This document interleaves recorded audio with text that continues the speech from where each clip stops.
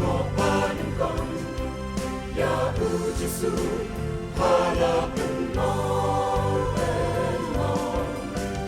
hagajin mancopa aku pa yarang kanong nakrelupa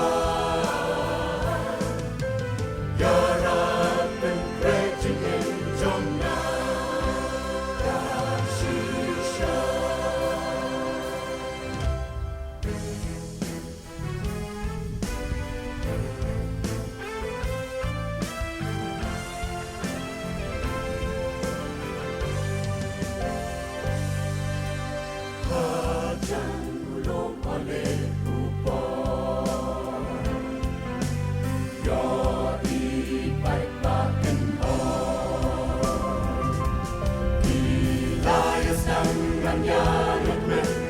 Giêsu quân văn thăng ta sân sơ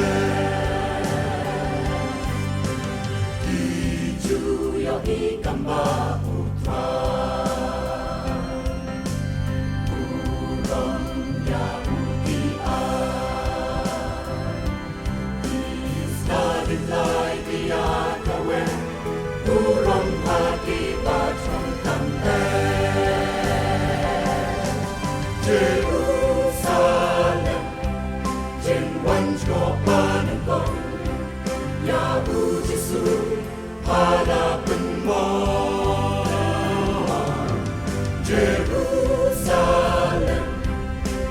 mancopanin kon ya ujisu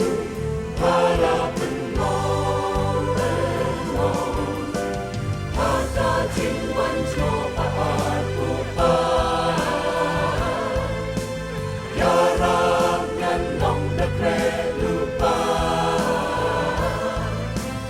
Yarab pengrejingin jomna Haros yang Jerusalem